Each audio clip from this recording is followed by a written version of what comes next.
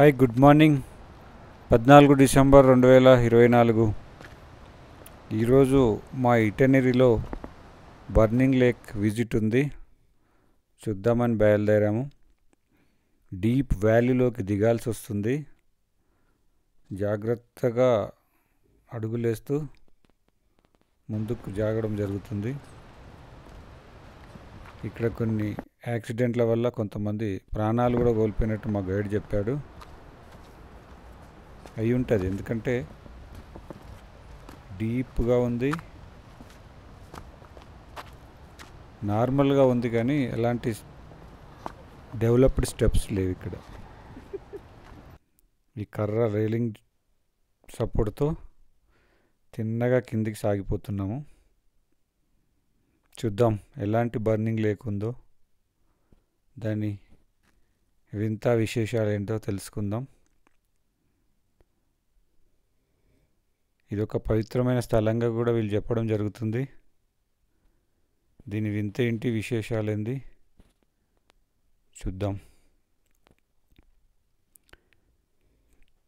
ఇక్కడ మనము ఈ బ్రిడ్జ్ ద్వారా ఈ యొక్క లేక్ క్రాస్ చేస్తున్నాము. యాక్చువల్గా ఇది ఒక ప్రవాహం కనబడుతుంది.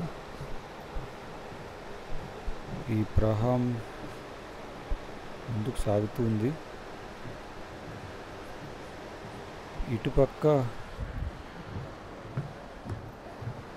ఇటుపక్క ఉన్నదే, రైట్ పక్క ఉన్నదే లేక్ అని చెప్తున్నారు.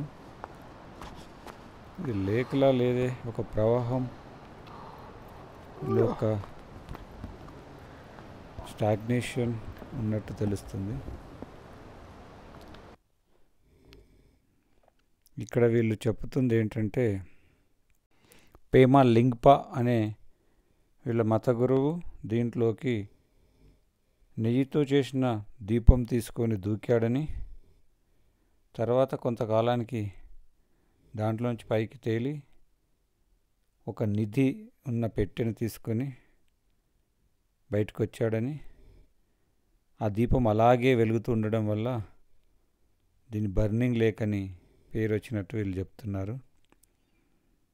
ఇక్కడ నిధులు దొరికినందువల్ల ఇది ఒక పవిత్రమైన స్థలంగా వీళ్ళు భావిస్తున్నారు. తానే ఈ చుట్టుపక్కల ఒక మోన్స్టరీని స్థాపించినట్టు కూడా చెప్తున్నారు. వీటికి కోలమానం చూసినట్టయితే ర్యాబిట్ ఇయర్ 1483 అని చెప్తున్నారు. మొత్తానికి ఇక్కడున్న ప్రవాహంలో ఉన్న పెద్ద గోతిలో నిధులు దొరికినట్టు, ఆ నిధులు తెచ్చిన అతను నెయ్యితో చేసిన దీపంతో లోనికి దూకి వెలుగుతున్న దీపంతోనే పైకి వచ్చాడని, తద్వారా ఈ లేక్ అలాంటి నేమ్ వచ్చిందని చెప్తున్నారు. ఇక్కడ ప్రజలు ఈ స్థలాన్ని పవిత్రమైనదిగా, తమ కోరుకునే కోరికలు తీర్చే స్థలంగా భావిస్తున్నారు. మొత్తానికి ఇది ఒక నీటి ప్రవాహము, నది లాంటి ప్రవాహము లోయలో ఉంది. ఇక్కడ ఒక గుండం మాదిరి పెద్ద కల్ట్ ఉంది. దాంట్లో నిలిచిన నీరునే వీళ్ళు బర్నింగ్ లేక్గా పిలుస్తున్నారు. ఎంత పవిత్రమైన స్థలమైనా మనం కనీసం ఆ నీటిని తాకడానికి అవకాశం కూడా లేదు. ఇది చాలా లోతుగా ఉంది, చేరడానికి ఏమాత్రం అవకాశం లేకుండా ఉంది. మొత్తానికి ఈ బర్నింగ్ లేక్ యొక్క పవిత్ర స్థలాన్ని దర్శించుకోవడం జరిగిపోయింది.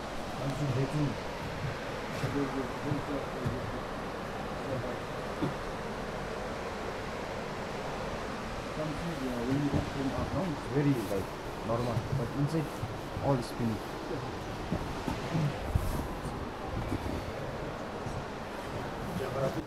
So they brought treasuries from this. This lake. That's why it's called as burning lake, because that man has gone with a butter lamp holding on his hand. Okay, it's still burning, and Okay. even when he come up after discovering some treasure, he came up, still that butter lamp was still like burning. So that's why called as Burning Burning Lake. Yeah. ఈ చుట్టుపక్కల ప్రాంతంలో పెద్ద మొత్తంలో pine wood trees ఉన్నాయి. పైకి ఎక్కుతూ ఉంటే ఆయాసంగానే ఉంది. ఏమో మరి హై ఆల్టిట్యూడ్ అయినందుకు అయి ఉంటుంది, కష్టంగానే ఎక్కాల్సి వస్తుంది.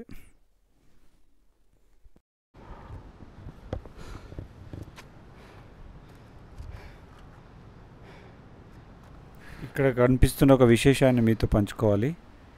ఇక్కడ ఉన్నటువంటి ఇలాంటి జెండాలు లేదా బ్యారాక్లు ఎందుకు కడతారంటే ఇలాంటి పవిత్రమైన స్థలంలో పవిత్రమైన దినాన ఇలాంటి మంత్రాలతో ఉన్నటువంటి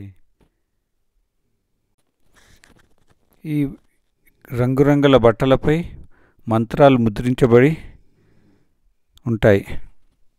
ఒక రకంగా పంచభూతాలకు మన కోరికలను నివేదించుకోవడం అన్నమాట. తథాస్థ దేవతలు సంచరిస్తుంటారు. మనం కోరుకునే కోరికలను దీవించాలని ఇలాంటి పాటిస్తున్నారు.